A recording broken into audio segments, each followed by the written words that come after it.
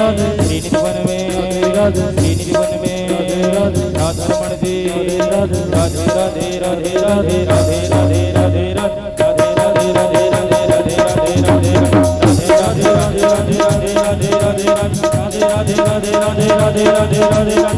राधे राधे राधे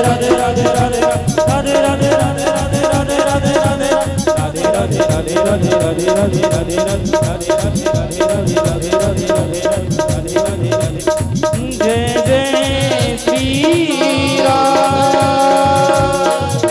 जय जय श्री राम जय जय श्री राधे।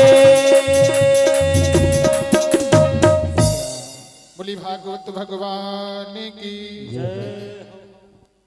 परम आदरणीय श्री सुखदेव जी महाराज कहते हैं, राजन परीक्षित, जिस समय बारह नारायण भगवान ने हिरणाक्ष का वध कर दिया, उसका जो भाई है हिरण्याकश्यप वो नारायण से बदला लेना चाहता है कि मुझे अपनी भाई की मृत्यु का बदला लेना है। वन में गया तपस्या करने के लिए, जिस वृक्ष के नीचे बैठा तो वहां पर एक पक्षी का जोड़ा वो नारायण नारायण बोल रहा था। तुरंत उठ करके आ जाता, शाम को घर आया, भोजन किया, शयन कक्ष में चला गया। कयादू आती हैं, चरण दबा रही हैं। कयादू से कहता है, कयादू कि आप उसे एक बार भी नहीं पूछोगी कि मैं आज तप करने गया था, इतनी जल्दी वापस कैसे आ गया? बोले हाँ स्वामी बताइए, इतनी जल्दी वापस कैसे आ गया? तो कहते हैं वन में पक्षी बोल रहे थे। क्या बोल रहे थे? बोले नारायण नारायण नारायण। आज कयादू कहती है, स्वामी ऐसे नहीं, मैं हारमोनियम ढोलक लेकर के आती हूँ, तुम हारमोनियम बजाओ, मैं ढोलक बजाती हूँ, फिर बताओ।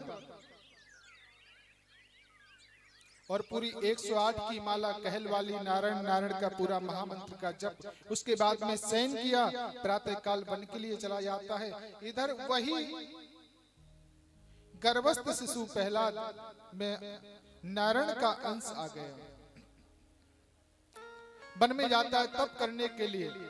इधर नारद जी, जब कयादू गर्भवती हो जाती है तो नारद जी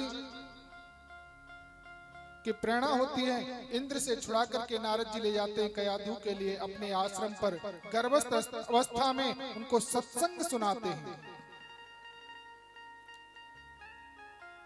इधर वो तप कर रहा था, ब्रह्मणे नमः ब्रह्मणे नमः ब्रह्मणे नमः। ब्रह्मा जी ने आकर के दर्शन दिया, कहा हिरण्याकश्यप वरदान मांगो। बोले प्रभु मुझे अमर कर दीजिए। भगवान बोले भैया यहाँ जिसका जन्म हुआ है उसकी मृत्यु तो निश्चित है, यहाँ पर कोई अमर नहीं हो सकता,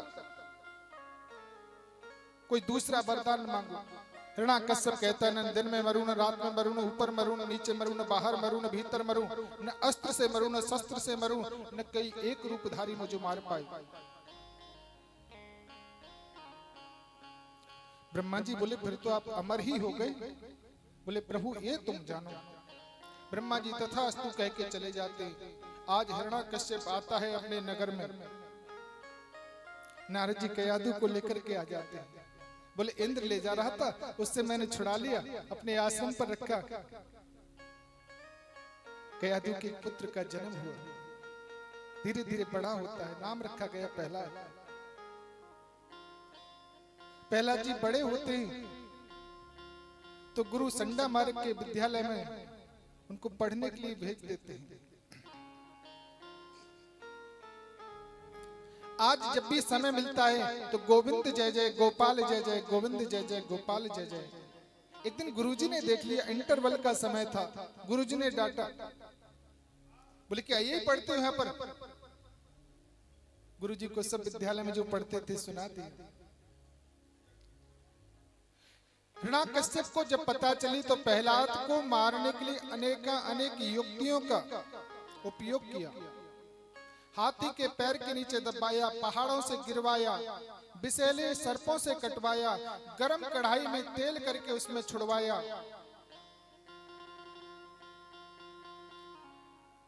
और बाद में उसकी एक बहन थी तो अपना दुख बहन को सुनाया। तो बहन ने कहा भैया मेरे पास में एक शीतल शीतला चुन्नी है, जो शीतला चुन्नी है मैं इसको ओढ़ करके बैठ जाऊंगी और इसको गोद में ले लूंगी, ये जल जाएगा, मैं बच जाऊंगी। आज जो फाल्गुन मास आता है, शुक्ल पक्ष पूर्णमासी तिथि, उस हिरण्याकश्यप की बहन प्रहलाद जी को गोद में लेकर के बैठ जाती है, अपनी चुंदरी ओढ़ रखी चारों तरफ से, और अग्नि लगाकर के बोला, परमात्मा की कृपा ऐसी हुई उसके ऊपर से चुंदरी उड़ करके प्रहलाद जी के ऊपर गिर जाती है और वो हुंड का जल करके भस्म हो जाती है। तो वहां पर जो दैत्य लोग थे वो तो ईंट पत्थर ले करके भागने लगे, कीच मिट्टी ले लेकर के भागने लगे। देवता लोग आकाश से पुष्पों की वर्षा करने लगे, रंग गुलाल उड़ाने लगे। अब एक खम्भे को गर्म किया है और अपने सैनिकों से कहा, इसको प्रहलाद को इस खम्भे से बांध दीजिए। प्रहलाद जी भगवान की स्तुति करते हैं तो देखा भगवान एक छोटा सा चींटी का रूप बना करके उस गर्म खम्भे के ऊपर आ गए। प्रहलाद जी कहते हैं, पिताजी इस खम्भे में भी मेरे प्रभु हैं। बोले, मुझ में राम, तुझ में राम, सब में राम समाया है, कड़ कड़ में प्रभु का वास है। इस खम्भे में भी परमात्मा का वास है। आज हिरण्याकश्यप व्यायामशाला में गया, सौमन की गदा लेकर के आया, बोले मैं देखता हूं इस खम्भे में तेरा भगवान कैसे है। और जैसे ही खम्भे में गदा से प्रहार करना चाहता था, तड़ तड़ करके वो खम्भा फटा और नरसिंह भगवान प्रकट हो गए। बोले नरसिंह भगवान की जय हो। अब उसके साथ में भगवान मल्ल युद्ध कर रहे हैं, क्योंकि जो समय उनको वही बुलाना था जो वरदान दिया था, बिल्कुल यही समय था। प्रदोष कालीन समय, संध्या कालीन समय हिरण्याकश्यप को पकड़ लिया और द्वार पर बैठ गए, अपनी जंघाओं पर लिटा लिया। बोले अपना वरदान जो मांगा था याद करो। दिन तो नहीं है? बोले महाराज नहीं है। बोले रात्रि तो नहीं है? बोले नहीं है। बोले 12 महीने में से कोई महीना तो नहीं है? बोले नहीं है। बोले कोई मेरे हाथ में अस्त्र शस्त्र तो नहीं है? कुछ लगाना। बोले मेरे हाथ में अस्त्र शस्त्र तो नहीं है? बोले नहीं है। बोले एक रूपधारी तो नहीं हो? बोले प्रभु ऐसा रूप मैंने कभी नहीं देखो। भगवान ने बोले भैया अब हम तुमसे प्यार करेंगे। भगवान ने दोनों हाथों को ऐसे किया और उसको चीर दिया। बोल नरसिंह भगवान की। और उसकी आंतों को निकाल करके गले में डाल करके विकराल रूप में देवता स्तुति करते हैं, भगवान को मना रहे हैं। प्रहलाद जी से कहा बेटा आप ही भगवान को शांत करो। भगवान ने बड़ी सुंदर स्तुति करी है और भगवान प्रहलाद जी ने भगवान की स्तुति करी। भगवान ने अंक में भर लियो, गोद में बिठा लियो प्रहलाद। आज प्रहलाद जी कहते हैं प्रभु मेरे पिताजी को अपनी शरण में जगह प्रदान करना, अपने चरणों में जगह प्रदान करना और मेरे पिताजी को सदगति देना। बोली भक्त और भगवान की जय हो। श्री सुखदेव जी कहते हैं राजन परीक्षित एक त्रिकूट नामक पर्वत है, उस पर गजेंद्र नाम का हाथी रहता है। उसको बड़ा अभिमान है। बोले मैं राजा हूं, 50 पत्नियां हैं, 150 बच्चे हैं। जब भी निकल करके जाता है तो सब जीवों से कहता है आपको कोई तकलीफ तो नहीं है, कोई परेशानी तो नहीं है? कोई परेशान करता हो तो मुझे बताओ। आज 50 पत्नियों को 150 बच्चों को लेकर के सरोवर में गया पानी पीने के लिए।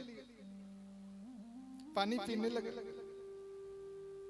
पानी पीते पीते सूंड में जल भर करके एक दूसरे के ऊपर मारने लगे, जल किलोल करने लगे। उस जल में जब जल की हलचल हुई सरोवर में तो उसमें गिरहा रहता है मगरमच्छ। उसने उस हाथी के पैर को पकड़ लिया। जब हाथी के पैर को पकड़ लिया, अब हाथी ऊपर आता है, कभी गिरहा नीचे को ले जाता है। बच्चों ने भी जोर लगाया, पत्नियों ने भी जोर लगाया। अरे अरे अरे जय श्री राधे, जय श्री राधे। बोली वृंदावन बिहारी लाल की जय हो। तो बच्चे भी बाद में कहते बोले हम पिताजी को नहीं बचा सकते, बोले हम तो जा रहे हैं, महीना 2 महीने हो गए, हम इनको यहाँ से नहीं छुड़ा सकते, बच्चे भी आ गए। पत्नियों भी 1-2 महीने कोशिश करी, पत्नियां भी पीछे से आ गई। और एक गजेंद्र कौन है? गजेंद्र कहते हैं जीव के लिए, ये जीवात्मा है गजेंद्र। ग्राह कौन है? ग्राह है काल।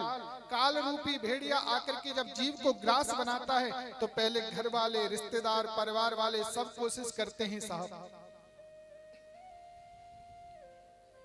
कोई व्यक्ति को तकलीफ हो जाए, हॉस्पिटल में जाए, सबको पता चले, सब लोग देखने जाते हैं और कम से कम 1 महीने तक भीड़ लगी रहेगी, हॉस्पिटल में आना जाना लगा रहेगा। और जब मानो 1 साल हो जाए तो क्या होता है? लास्ट में आकर के बस पत्नी ही रह जाती है हॉस्पिटल में। और एक समय तो ऐसा आता है कि डॉक्टरों से ही बोल देते हैं, बोले आप ही देख रेख करते रहो।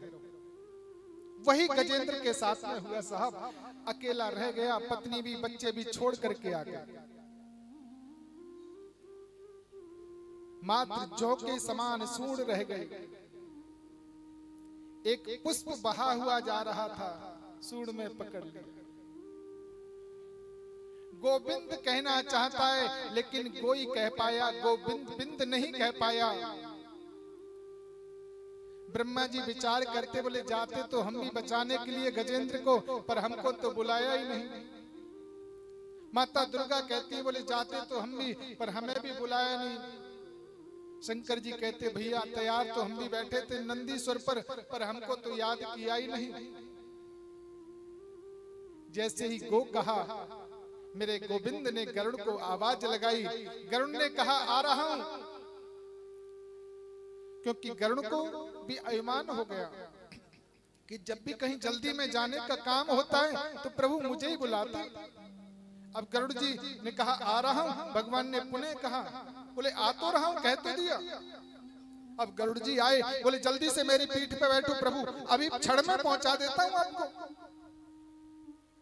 भगवान बोले इसका अभिमान हो गया। भगवान ने अपनी कनकी उंगली को गरुड़ की पीठ पर रखा, कहा गरुड़ उड़ो। बोले प्रभु पहले ठीक से बैठ तो जाओ, जब ही तो उड़ूंगा। बोले नहीं, उड़ के दिखाओ पहले, जब बैठेंगे। अब कनकी उंगली को ऐसे पीठ पे रख दिया, गरुड़ जी बार बार पंख मारे, उड़ नहीं पा रहे। भगवान बोले तू क्या समझता है, तू मुझे लेकर के संसार में उड़ता है? अरे मैं दोनों पैरों के बीच में दबा करके मैं ही तुझे लेकर के उड़ता हूं। आज गरुड़ के अभिमान को भी गोविंद ने दूर कर दिया और आते ही ग्रह का उद्धार किया, गज को बचाया। बोली गोविंद भगवान की जय, भक्त और भगवान की जय। श्री सुखदेव जी महाराज कहते हैं, राजन परीक्षित, जिस समय पर समुद्र मंथन हुआ तो देवता लोग अमृत का पान कर लिया, दैत्यों को नहीं मिला तो शुक्राचार्य जी महाराज ने यज्ञ कराया और गुरु का आशीर्वाद प्राप्त करके राजा बलि ने स्वर्ग पर चढ़ाई कर दी। स्वर्ग पर राज प्राप्त कर लिया, इंद्र को वहां से निकाल दिया। तो देवताओं की माता जो अदिति है, एक दिन बड़ी दुखी होती हैं और अपने पति से कहती हैं, स्वामी मेरे पुत्रों का राज्य भी चला गया। और राज्य पता इसका जाने का कारण एक और था। एक बार इंद्र की सवारी आ रही थी महाराज, दुर्वासा ऋषि आगे से आ रहे थे। तो दुर्वासा ऋषि के गले में जो माला थी पुष्पों की, क्योंकि इंद्र राजा है तो राजा का सम्मान करना दायित्व बनता है, प्रत्येक व्यक्ति का कर्तव्य बनता है। दुर्वासा ऋषि ने अपने गले की माला इंद्र के गले में पहना दी और उस माला को इंद्र ने अपने गले में से उतार करके हाथी के गले में पहना दिया। हाथी ने उस माला को तोड़ करके पैरों से कुचल दिया, क्योंकि पुष्प को कभी भी पैरों से नहीं कुचलना चाहिए। पुष्प में श्री जी का वास होता है। यदि पुष्प को पैरों के नीचे कुचलते हैं तो श्रीहीन हो जाते हैं। आज श्रीहीन हो गया इंद्र, स्वर्ग लोक का राज्य चला गया। देवताओं की माता अदिति ने पति से निवेदन किया कश्यप ऋषि से, बोले मेरे पुत्रों का राज्य चला गया, मुझे कोई ऐसा व्रत बताओ जिससे मेरे पुत्रों का राज्य वापस आ जाए। कश्यप ऋषि ने पयोव्रत बताया। ये जो पयोव्रत है देवियों, भाइयों, बंधुओं, ये फाल्गुन शुक्ल पक्ष में प्रतिपदा से शुरू होता है। द्वादशी पर्यंत 12 दिन का ये पयोव्रत होता है। इसमें केवल पय का ही आहार लेते हैं। जिनके संतान न होती है या मान लीजिए पुत्र की कामना है तो पयोव्रत करते हैं, तो निश्चित उनको संतान सुयोग्य पुत्र की प्राप्ति होती है। माता अदिति ने पयोव्रत किया। पयोव्रत करने के बाद में उनके गर्भ में नारायण आए। भादों शुक्ल पक्ष